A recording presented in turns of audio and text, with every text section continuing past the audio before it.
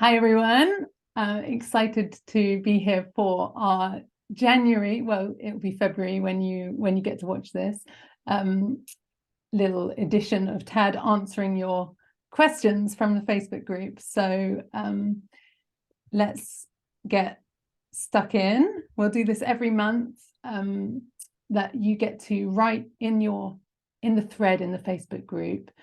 I'll put the link in the comments on this video. So you'll be able to ask Tad. We've been using the hashtag #AskTad, and then you get to write your question that you want him to answer, and he'll record a video response, which is what we're doing today. So, hi Tad. Hello, Betty. How you doing? Great, thanks. So let's get stuck in. The first question we've got today is from Leslie, and she says, I know I'm perceived as vulnerable by my community. For some reason, people always want to help me, in inverted commas. Long story short, I learned to be helpless to gain the love and attention of my mother. So as many children are, I'm a master of vulnerability. I also feel vulnerability is necessary to magnetize your target market, but I have trouble figuring out where the line is. Hey.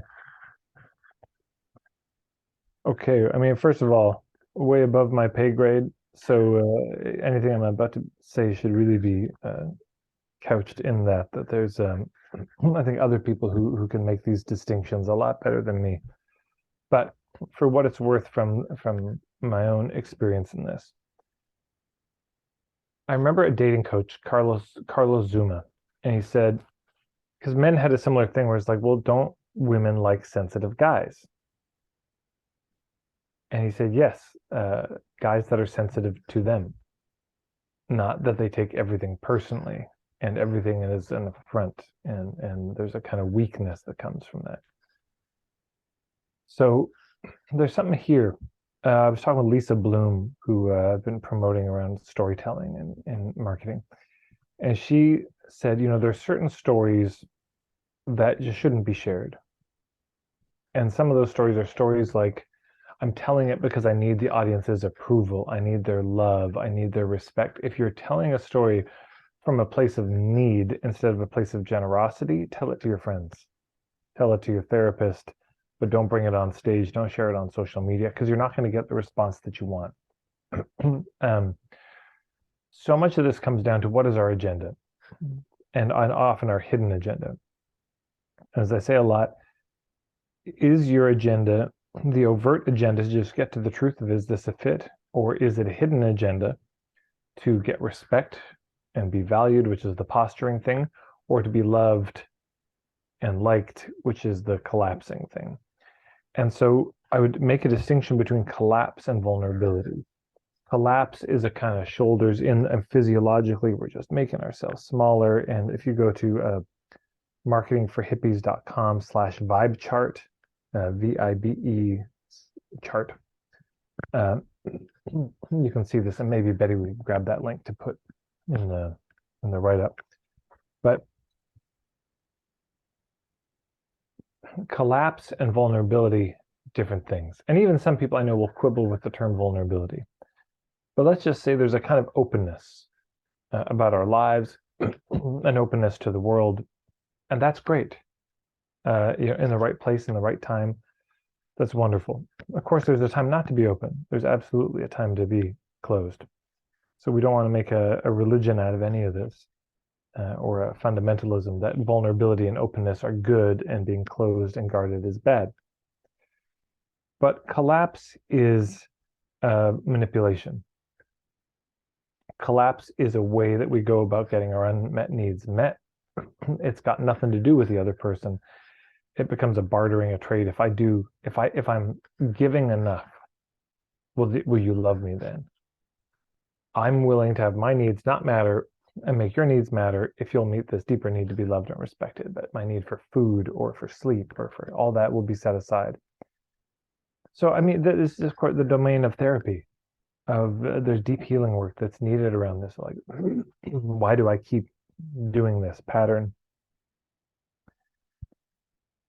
And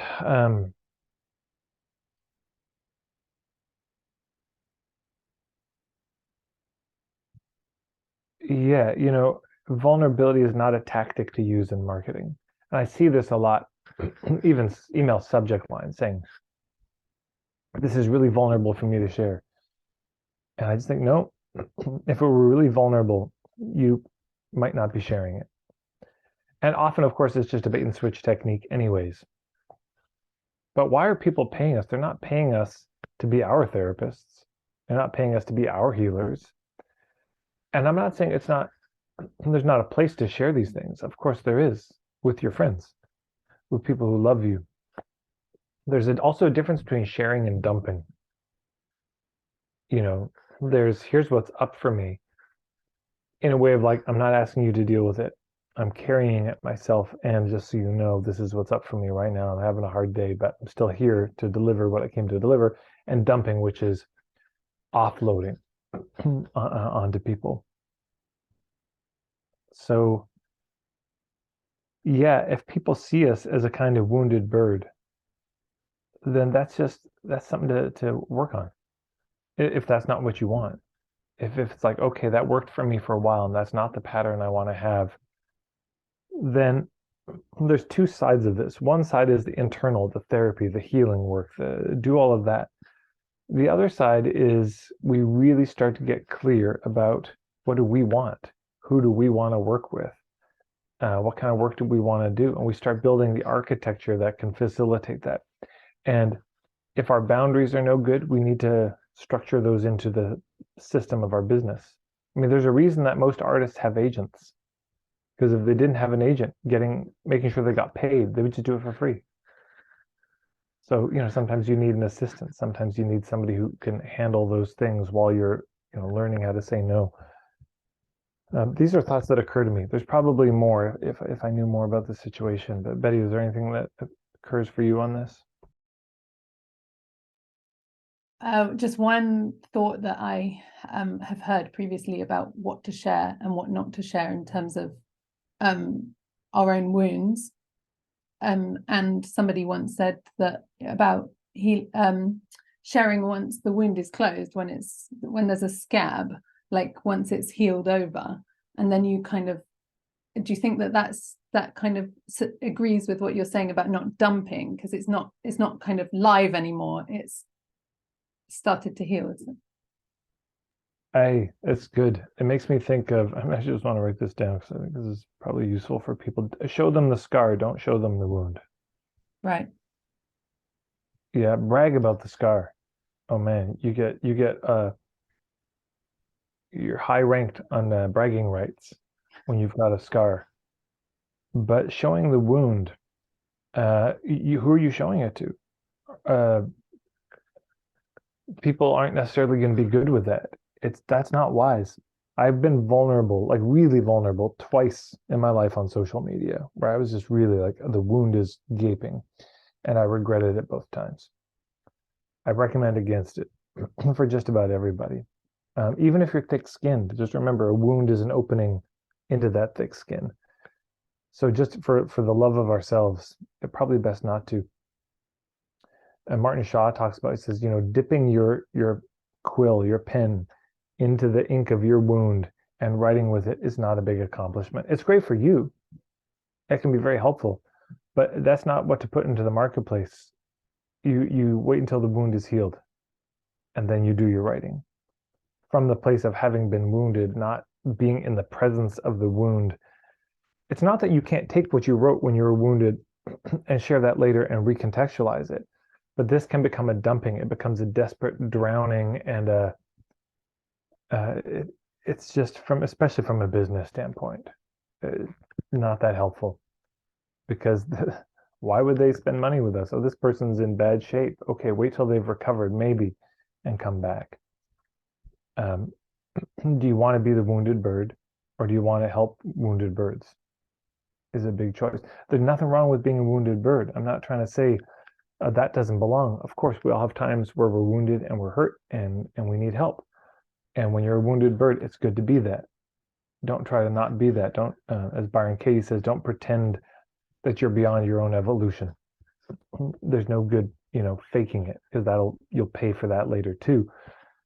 And sometimes what it says is, it's too soon for me to be doing this work. What I need to do is get a job that doesn't require this of me, this kind of emotional vulnerability while I build up. And then later, I can start a business and do this. But sometimes it's just too soon. We're just not ready. And that's good to know. Okay, well, let's go to the next question. Beautiful. Thanks, Ted. So the next question is from, there's no name, it just says from the Healing Well. I guess that's the business name. So the question goes as follows. I get stuck in introvert / overthinking when it comes to putting a message out, and then don't. I'm comfortable writing, but will anybody read my writing? Or do I need to make videos, or what? And then to whom? I don't want to just market online to my friends, as I find that sometimes business and friendship roles don't mix well.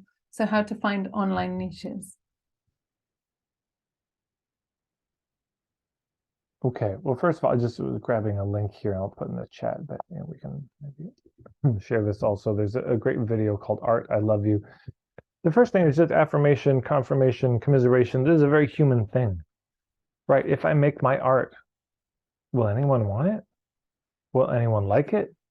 That's a good question to ask.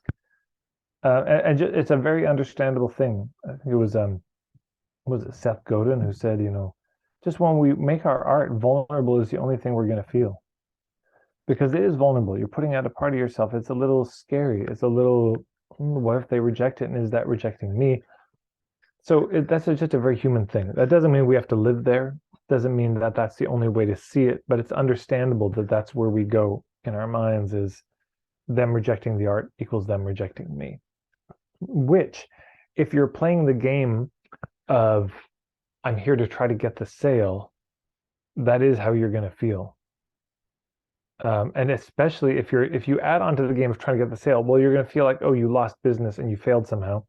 But then if you're playing the game of collapsing, and please love me, and will you just love me? If I just give enough, won't you love me? And you make it all about you. Well, yes, then when they reject you, that is you. And if you're playing the game of posturing and they say no, that means they don't respect you. That means they don't get it. They're not smart like you. So if the only agenda is to get to the truth of, is this a fit? If that's our agenda, is the truth, we're just living in a whole different domain. And so then the question of, will people want it, takes on different hue. And so much of it comes down to the tone of voice we ask these questions in. If the question is like, would anyone even want this? Take that to your therapist. That's a kind of emotional collapse. But the question could be also like, would anybody want this? With real curiosity, like you actually want to know. Because when you ask it in the first way, you're not asking for an answer. You're asking for pity. You're asking for some sort of like sympathy for people, or encouragement. But how about if what you really wanted was the truth? Would people want this thing that I'm selling? Well, there's ways to get answers to that. And here's what you don't do. I got this little earphone case. Would anyone want this? Boy, I don't know. Let me make 1 million and find out. No, you make one and you show it around to people. It's like, is this kind of thing useful? I don't know, innovated the earphone case. I added some things. I think this is much better. Would anybody want this? And you show it around, and you do it. You start very small. So on my playlist on YouTube, there's a link for there's a playlist around pilot programs or beta tests, that kind of thing. So you want to do a pilot program. You want to test something very small just to see. And by the way, that pilot program you could start with research calls, where you just ask people like, hey, can we go for lunch? Can I pick your brain about something? I'll trade you half an hour of coaching for half an hour of just research. And you start asking around, is this a thing? Are people struggling with this? Would you want help with this? Would this be the kind of help you might pay for? Ask. And then you find out. So you start with conversations. Then you might do a very small offering I'm saying like a living room workshop. Yeah, a hour-long Zoom presentation. Tiny, tiny, tiny. And then you verify and you see. And now this question of like, God, where would I find these people? That's also a great question, but not if we ask it like, where would I find people anyways? You know, find your spine first before you try to find your people. And then you ask the question like, okay, where would I find these people? And it's good to ask, because the answer may be nowhere. That may be the truth. This thing that you made, nobody wants it. They don't exist anywhere. That's very possible. I don't think likely, but it's possible. Or you just can't find them. And what does that mean? Don't do that thing as a business. But this then becomes a question. Is this a hobby or is it a business? And if it's a hobby, just do your thing. Knock yourself out. Life's short. Do what you love. Make the things you want to make. Know that nobody will buy them. And if you give them as gifts, they'll probably be trashed. But, it's your life. Do what you want to do. But if it's a business and nobody wants it or you can't find people, well, that's one of the questions. There's three criteria of a good target market. The first one is that it's clear. I should know if I'm in that group or not immediately. Number two, there's enough of them who can afford to pay you full price. So that you got to do some research. You got to ask around. You got to see if that's true. And third, that you can find them. There's hubs. So if there's not enough who can afford to pay full price and you can't find them, stop. Do not throw good money after bad on that. It's over. But is there anything I missed in that question? Because there was a bit there. The last bit, there were quite a few questions within it. The first one you got, which was about, will anybody read it? And then she said, do I need to make videos or what? And then to whom? So I think you've kind of got that. The last bit was about, I don't want to market online to my friends, as I feel that sometimes business and friendship roles don't mix well. Right. So how to find online niches? Let me rephrase it. The question is more how to find online hubs. And then the question before that is, what is your niche? And, if people are struggling with their niche, go to marketingforhippies.com/putteringprep as one resource, or go to marketingforhippies.com/steps, and you'll see a page on the 5 fundamentals. And you can, step 2 is niching. There's tons of resources there. So the question is who am I trying to find first? Second, where do I find them? But if we don't answer that first question, there is no answer to the second question.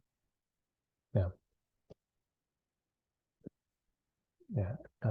right, next question. Okay, so the next question is from Jonathan, and he says, not feeling stuck at the moment, but also all too familiar with the surge of excitement that can come with a new project. It's the follow through that's the killer. I'm laughing because I know it. Knowing there are dozens of moving parts in launching a thing and wishing I didn't have to be the everything guy, but limited budget means that I am, realistically, at least for now. So I guess the question is about mindset and strategy once past the honeymoon phase of a new project. Oh man, well, isn't that the truth? For some people though, the first thing, some people are starters and some people are sustainers. There's a different, personality type. Some people love starting new things all the time. And then other people just love maintaining and administrating and spreadsheets and all that. So it's not everybody. This isn't a universal thing. But if you are somebody who's got that starting energy, then you absolutely, as you build your business, are going to need somebody whose favorite thing is organizing their pencils on their desk.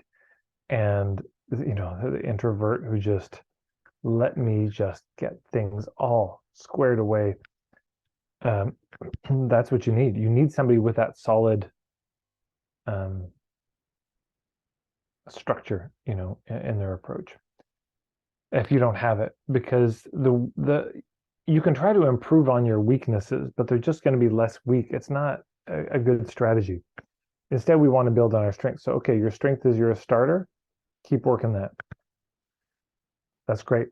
But then bring people in to sustain. So that's one element of this. The second thing is we don't have to start everything now. You can have lots of ideas. So make sure you have a place to capture your ideas. And maybe once a year you sit down, write down each idea on a different index card. And then just imagine you've got 5 piles in front of you for the next 5 years and just see which pile it goes into. Is this a this year project? For real? Do you have the bandwidth? Do you actually have the time to do this? What's the cost of this going to be? What are you going to have to say no to if you say yes to this? And then you divide it up and then take all the stuff in the 1 year pile, this year or the next year, and you just, okay, let's make 4 piles for each quarter. Where do they go? Do they all have to happen in the first quarter? Or could some of them wait until the end of the year? So you can do that. The other thing is sometimes the reason we say yes and get excited is because people ask us and we want to make them happy. So we say yes. And a good guideline, a good tool is you just say, every time somebody asks you for help, you say, I'd love to, that sounds amazing. I'd love to, let me get back to you tomorrow, and then sleep on it. Get out of the presence of that other person so you can be sane, not just see their smile and, oh my God, I want to work with you. I want to do all this. The fourth thing is systems. We really want to have strong systems in our business. The reason that we can't seem to bring other people in is because we don't know what we want them to do. And the reason we don't know what we want them to do is because we probably haven't thought it through very much. But so in the beginning, the assistant you're going to need is a kind of everything assistant. Yeah, there's going to be just a lot of little things to do. And so here's my recommendation is you start with a spreadsheet. And on that spreadsheet, you're going to want to have a number of things. You're going to want to have some just one-time things, like jobs that just like this isn't a repeated thing. I just need somebody to do this to get it off my plate so I can focus on other things. Then you're going to want a little tab in that spreadsheet for the meetings that you have with this person. Every time we meet, these are the things we really need to go over every single time. Then you're going to want to have a tab for the daily things they do, the weekly things, the monthly, the quarterly things, and the annual things. And you just put in to the best of your ability, like, yeah, what are things that somebody else could do for you once a week, once a month? And you get very clear about those things, as clear as you can, and it won't be the finished product at all. It'll be very rough.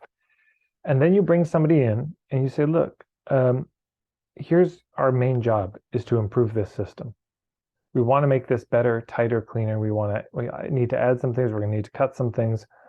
And you just keep working with that person and you develop the system with them. And then if something goes wrong, it's not personal. It's not this employee's fault, or maybe they're just terrible and they never show up and they never do anything they say they're going to do. And if that's the case, then you fire them. But for the most part, it's just like, oh, that didn't work. So it must be the system. We must need to add a step or some kind of reminder. Or maybe we should talk about that every time we meet. Or maybe we should create a place where that can go. Or maybe, you start to figure these things out collaboratively over time. Most people, when they hear, oh, I need an assistant, they think, oh, I need to hire some full time. Like 5 hours a week, 5 hours a month. You just start with what you have. And as you figure your business out and what the architecture is that you need, you can start passing things on, and that will free up time. I heard this from, I forget his name. He said, business marketing coach. He said, in the beginning, you're trading time for money. Yeah. You're spending an hour one-on-one with somebody and they pay you. You lead a workshop and they pay you. But it's your time. You have to be there doing the thing. But eventually you use money to buy time. Because now you're too busy. You can't do all the things, as the question pointed out. So eventually you use the money to buy your time back. And yes, there's a crunch period, but this is not unfamiliar in the human experience when it's make hay while the sun shines. There's a time where you're building a house. Well, welcome to your life. You just had a kid. Welcome to your life for the next few months. This will interrupt everything. Hopefully it interrupts everything. So there's a time when you're building a business, it's just all hands on deck and it's a lot of work. That's how it is. There's just certain inflection points you got to grow to another level if you want to. you leave your job and you start a business. Well, even if you've been building it on the side, it's probably going to be like a hustle in the beginning. And then you want to go to the next level. And there's another level of hustle. We just don't want to live there forever. And those transition points are largely about building a system and building the architecture. Because what we're trying to do in a business is build a house that we can live in long term. And now how big you want that house to be, how many rooms, that's up to you. But the alternative is, no, I don't want to do the work. I'm building a house, so I'm just going to live under this tarp. I'll just string it over some trees. And that's great in the short term. But as you get older, is that what you're going to want? A tarp? Yeah. And of course, there's questions around investment and where do we invest our time and our money? And there's the stock market and there's crypto and there's gold and silver. And I would just make the case that the best investment you got is your business if you're an entrepreneur. Because if you build it right and you build the architecture, that's something you could sell. And you're in much more control of your business than any of those other things. That's my personal take on it. Any thoughts, Betty? Yeah, just about, he did mention in the question that it sounds to me like he wants to be able to hire, but he's not quite there yet, at least for now, he says. So I'd be curious to ask you about how it was for you, Ted, but just before you got to that stage of hiring someone, like what were those, how did you prepare for that? Oh man, I didn't. There was no anything in it. I got so busy and I realized I needed help. And it was just odd jobs. In the beginning, that's probably all it is. Can you do this? Can you type this up? Could you do research some venues for me? So I just friends. I just put on Facebook, anyone need work? I can pay $15 an hour. Yeah, I need work. Great. Can you go do this thing? And so while they did that, and it was just $30 they spent a couple hours, but that freed up my time and allowed something to happen. Because if I couldn't research venues, then I wasn't able to find a venue, which means I couldn't do the workshop, which was going to bring in the money. So you just will notice as you start, there's certain gaps like, man, if I could just get this one thing off my plate and moving, I could take the next step. But I keep seeing it there and I keep meaning to do it and I don't. And if there's stuff that just won't leave your plate, maybe you can find some. And I'm talking a friend's college age kid just needs work. You don't need a pro. This is where people get stuck. They think, oh, I need to do now research on virtual assistant agencies and I need to, oh my God, I got to compare them. I guess I got to have some spreadsheet. No. In the beginning, you just friends, people that need work. And your friend's kid, hire them for stuff. And this will free you up. And the thing I didn't do in the beginning, but also, I didn't have anyone like me. I was sort of freestyling. But if you really start to figure out your niche and you think through your business model, certain jobs will appear fairly obviously, like, oh, I need somebody to do this type of thing. And when people say they can't afford it, well, that it in the sentence is mysterious.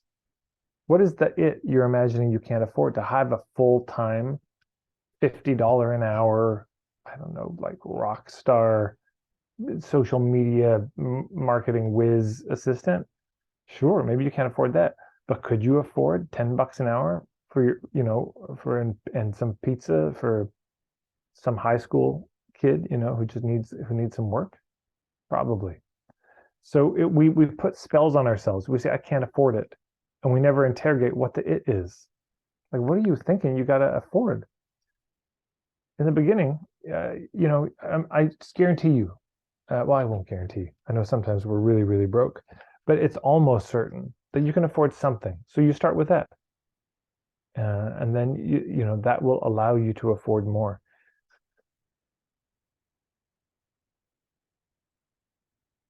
All right. Awesome. That was great. Thank you. I hope that helps, Jonathan.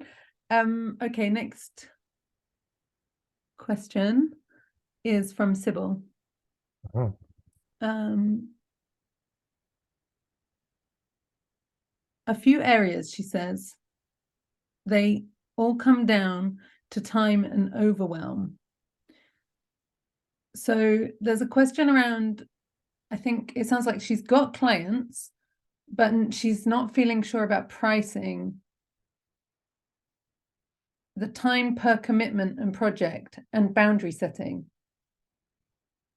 So I'll pause there and see if you've got thoughts on that. Oh man, that was like 5 questions. That's only number 1. My gosh. Okay. Well, that's 5 questions in one. So I don't. Is there another question that seems more clearly formed there? Should we stay with that?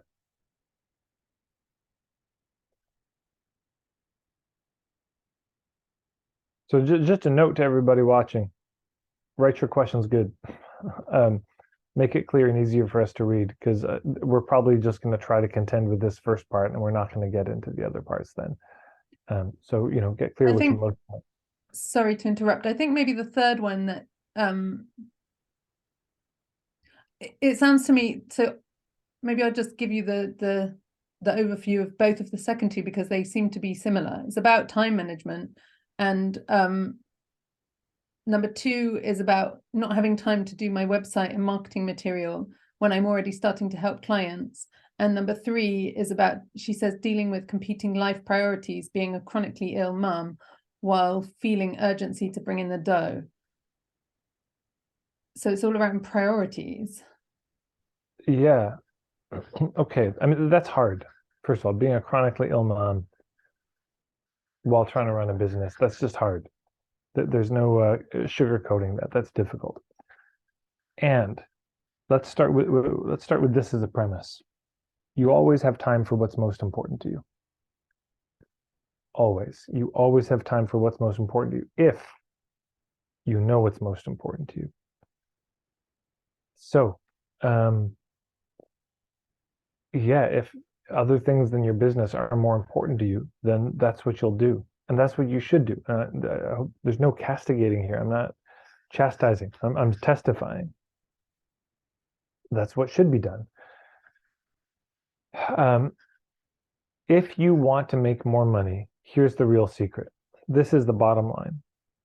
If you want to make a lot more money, the most important thing is you have to make it a priority. Period. That may sound like I'm saying you should make it a priority. That's not what I'm saying. I'm saying that's what it takes.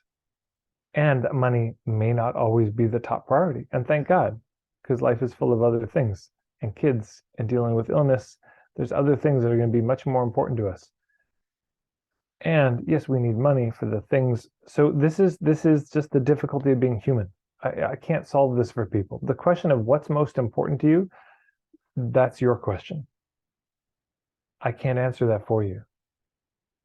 This is one of the hardest questions of being human, is at any moment trying to decide what matters most to me.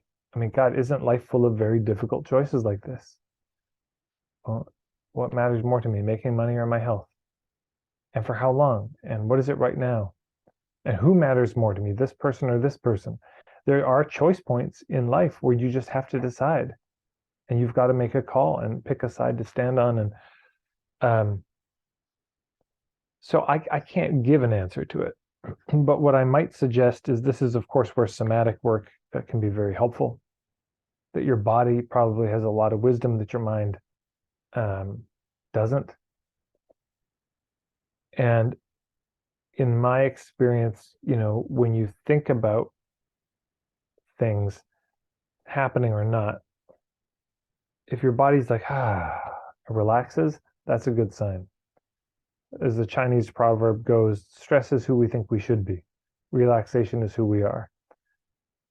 And so it's good to track our body and maybe get some help with that, in terms of just paying attention to what's most important to us in any moment. Things that will get in the way of that, a bunch of shoulds of how it should be or shouldn't be, not helpful. This thought like I should be further ahead in my business, not a helpful thought, and not true if we really probably look at the reality of it. But also people pleasing, boy, you're not going to be able to hear any of your conscience or inspiration or intuition if you're in people pleasing. And yes, it's hard, but also, and there's limits. Let's just say that too. There are limits in life. There's such a thing as too late. There's such a thing as too much. There's such a thing as you just can't take on anything else. And there is such a thing as surprising ourselves with what we come up with. So much of our life, I mean, I got this from Tony Robbins, that the quality of our life is often the result and a reflection of the quality of the questions we ask ourselves. So if you're asking a question like, how can I survive? Or how come it's so hard?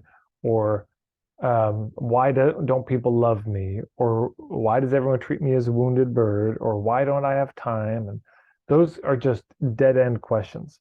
But if you ask a question like, how can I, as a chronically ill mother, build a thriving, successful business while taking care of my kids and enjoying the process? The answer may not come right away, but you might be amazed at what comes if you're willing to just keep sitting with that question, like, how could I? How could I? Because the mind is not a searching mechanism, it's a finding mechanism. You will find things if you ask the right question. I'm not saying the full answer, because again, there's limits, but you will find something. And this isn't a panacea, but what I'm saying is best fighting chance. Maybe we could say that. It stacks the odds more in your favor. If you're in a hard situation and you throw a pity party and it's just, not that you don't deserve empathy. I mean, dear God, life is hellish sometimes. But if you're in that situation, you want to get out. Okay. If you start asking yourself, why is life so hard? The odds are not in your favor. But if you say, okay, this is hard and it's unjust, and that's probably true, and it's unfair, and a lot of it probably isn't your fault. If you're chronically ill, that probably wasn't you. That's probably the excesses of industry showing up in your life. Various levels of poisoning or malnutrition, or and if it wasn't you that got poisoned, maybe your grandparents, and that's what's afflicted you, or in trauma. I mean, there's a lot of stuff. It's not you. So it's unjust and it's unfair, and that's true. And what are you going to do? If it's going to be the victim thing, not much is going to happen. But if you say, which I don't hear in the question, by the way, I don't hear a victimhood, but just in general, if we can focus on what do we want instead of not what we don't want, and fear what we have instead of what we don't have, it just gives us more resources and more resourcefulness to be able to handle the real troubles, which I hear in the question. I mean, I was raised by a single mom, my brother and I, and very hard for her. Very hard. So it's not, this isn't all roses, but there's more possible, I think, than we often think there is. Yeah. Betty, any thoughts? Yeah. About prioritizing, I was wondering about the 80-20 rule, Ted. Yeah, right. There's 20% of the things you can do that'll get you 80% of the results. And sometimes we just have to let go of any perfectionist streak we got and say, okay, I can't do everything. I can't even respond to everybody. I got, this much energy every day. I'm chronically ill. This is all I've got. So then, efficiency. Oh, this is the other thing I was going to say. I'm glad you pointed that out. Right. We got to be efficient. We got to be extraordinarily effective. The less energy and bandwidth you have, the more important that is. So you got to really hone in on what matters most, what's going to get the most results. You can't fritter the time away on a bunch of tactics that might work, might not. You want to stay with old reliable. And also, if you're really in a crunch, you just don't have much time or money, focus. You just got to focus. And this is particularly on the niching thing. You got to just stop being everything to everybody.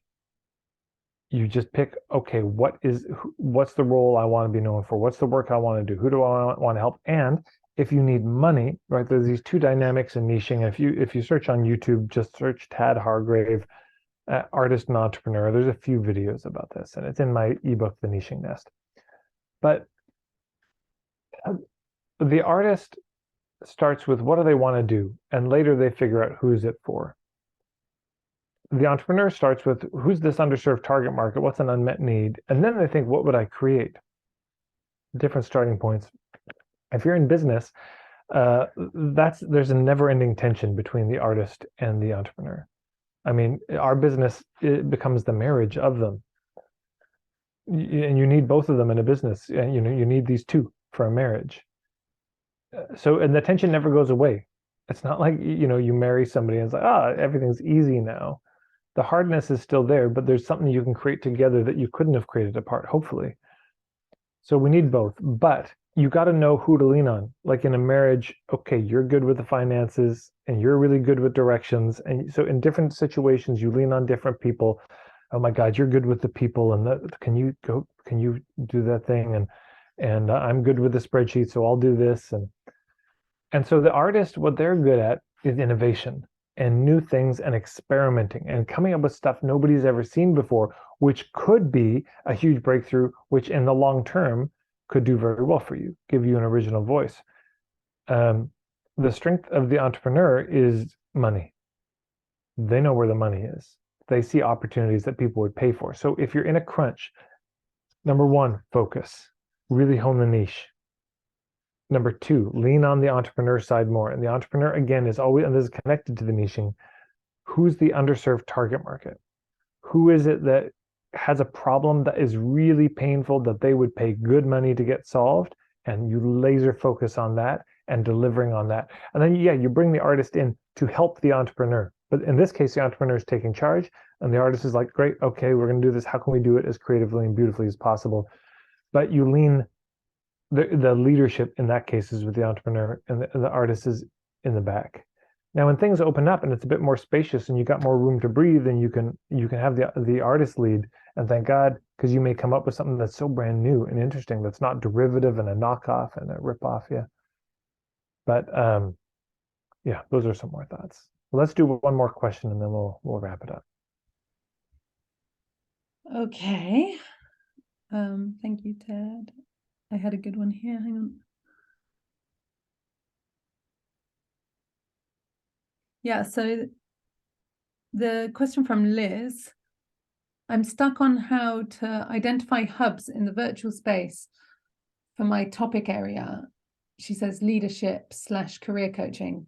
I've done a number of online summits that have been amazing, but it's only once registration opens, I realize the speakers weren't quite hubs, i.e. not a lot of signups. I have other life responsibilities, so only have a couple of hours each month to build relationships, meaning I can't do a lot of coffee chats or joint collabs to test the waters, and it feels ickier than ick to ask someone whether they have an engaged following. Can the hub approach still work for me? Yes, is the short answer. And of course, once a quarter, we do the hub marketing program. It's in the fourth quarter of the year. So, October, November, December. And if you go to marketingforhippies.com/steps, step 5 is all my content on hub marketing. It's free for now. It will become paid, a bunch of it later, but enjoy it while you got it. Sorry, Ted, can I just jump in? I think you said once a quarter, but I think you meant 1 quarter per year. That's what I meant. Thank you. Once a year, yeah. You're right. Once a quarter, we do a different semester. The fourth semester, the fourth quarter is hub marketing. Okay. So the first thing is, I think this is actually probably more of a niching issue than a hub issue, just based on what I heard there, like leadership, career stuff. Was it?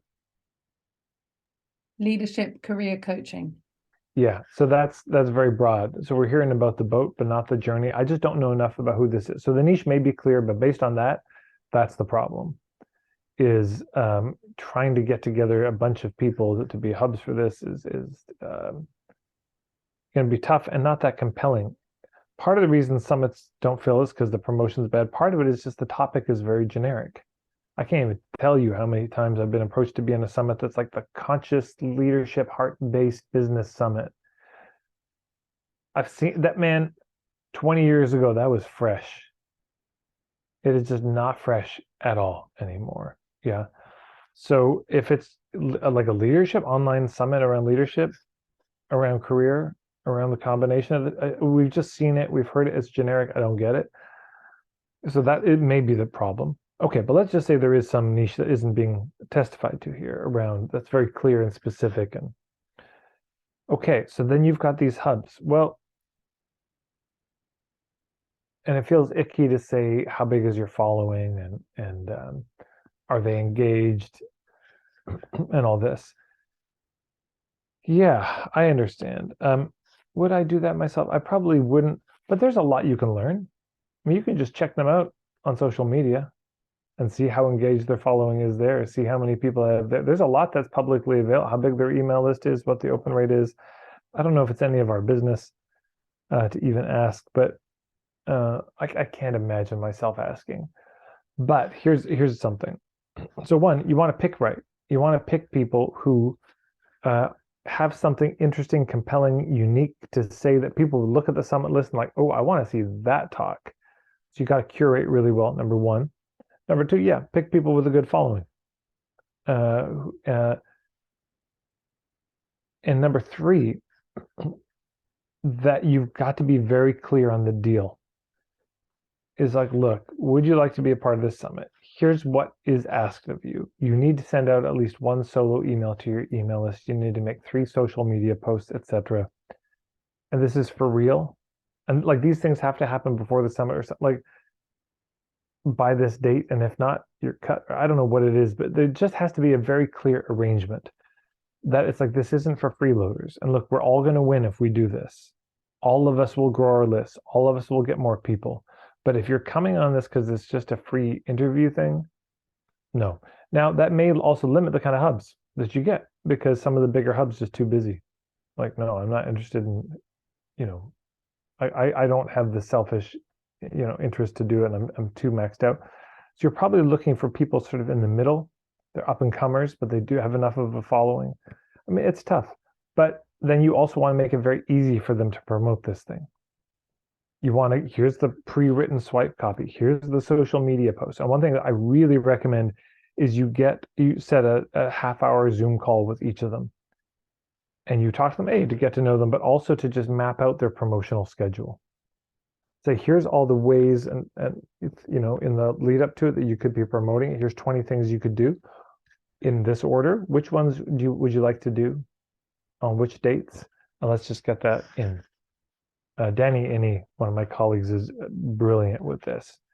And it's funny because I was Lisa Bloom, it is the storytelling thing. I've been promoting her pretty heavy. And I got sent all this stuff. I got emailed this stuff. And I reached out to Danny Burmont, who's Danny's affiliate leader guy. And I said, Danny, can we set a call to go over the schedule? I'm just so maxed out. I'm so overwhelmed. Can we just get on Zoom and can we go over it together? Because I just knew I was too maxed out. And he did. So we took half an hour. We went through this schedule. I was like, all right, okay. So I can send a full email here. I can do a PS here. And we just went through it like that. And it was wonderful. It just helped me so much. So we want to make it very easy for them to spread the word. We don't want to make it burdensome. And yes, if people don't spread the word, you don't invite them back next year. And if somebody does and they get a lot of people there, through their affiliate link, thank you so much. Would you like to be there next year? It's just good to make sure the deal is clear.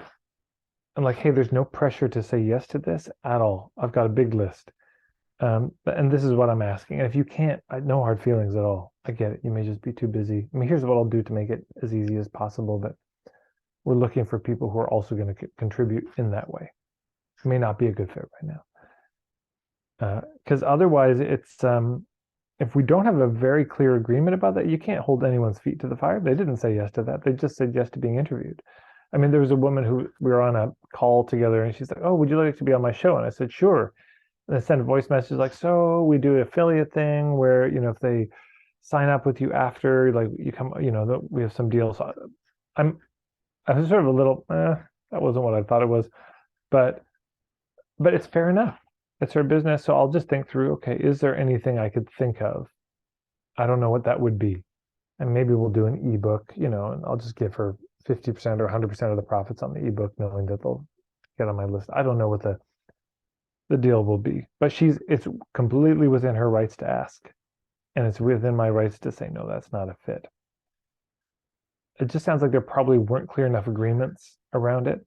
And also, you may be too maxed out, but this is sometimes where you hire somebody to be like, can you be the liaison to all the summit speakers? And then you come up with a checklist and you send them this email. Can you set up the Zoom call, walk them through the promotional calendar? Can you ask them, how can we help? Do you need anything? Can you be encouraging them? This is a big thing, by the way. If you're tracking the affiliate stuff, man, the first order that comes in from that person, they should be getting an email saying, hey, somebody signed up because you, thank you so much. Cheering them on and encouraging them, because that will encourage them to do more. And you send emails to everyone who's a part of it and saying, hey, everybody, we just hit 100 people signed up. I know that, I'm just so grateful to everyone who spread the word. It's amazing. I can't believe we got 100 people out. Hey, we're at 200. Hey, we're at 1,000. Can you believe it? Here's the collective result we've been doing. Not long emails, but just, the cheering on and the gratitude it goes a long way. And especially if the topic is one that everybody on that summit cares about. If it's sort of a loose, vague theme, leadership, career stuff, they probably don't care that much. But this is also where the summit could get more interesting, because maybe there's a bigger why, there's a bigger theme around it, around, let's say,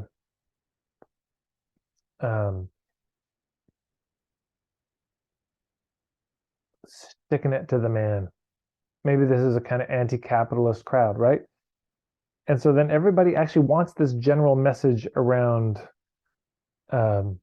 leaving the corporate world and escaping cubicle nation, as Pamela Slim wrote about. Maybe that's what they're passionate about. Well, great. This summit will help them get that message into the world. And then they want to promote it, because it's not just promoting a general topic, but it's like, oh, it's promoting this message, this theme, this idea, this point of view that I also share, that I see is needed in the world. And so I want to get it out there. I was trying to think of like a real example, but let's just say you were, you taught the keto diet, and you're really into it. Man, the keto diet saved my life, and what a miracle it's been. Now there's a keto summit and you're being interviewed on it. Well, you might just be passionate to share the summit. It's like, oh my God, everybody, that keto diet I won't shut up about. There's a summit on it, and oh my God, the most amazing speakers, and check this out. All these other people, they do stuff I don't do too. They talk about different elements of it, and you should go. So is it a topic that just you care about, or are they all so passionate about it? Can you find an angle on it, a way of talking about it that they would be on board with, and say, oh, that's a deeper cut. Not just a nutrition workshop, but we're doing a traditional ancestral diet, summit or workshop. Something that's like, oh, this is more everybody who's speaking at the workshop or speaking in the summit more excited to share it, because they share the bigger purpose of it. Any thoughts from you, Betty? That was great. No, I don't think so. Let me just check that there wasn't anything you missed. I don't think so, because it was pretty thorough. Yeah, no, I think that was great, Ted. Thank you. Hey, thank you for being here and going through the questions with me. So again, we're doing this once a month. There'll be a place where you can put your questions, and we'll get through as many as we can. Also, remember, once a month, I'm doing the free first Thursdays. First Thursday of every month, you can show up. And for February and March, we'll also be doing a kind of free first Thursday, just open office hours coaching call just for the Facebook group. That's the only place it's going to be promoted, is in the Facebook group.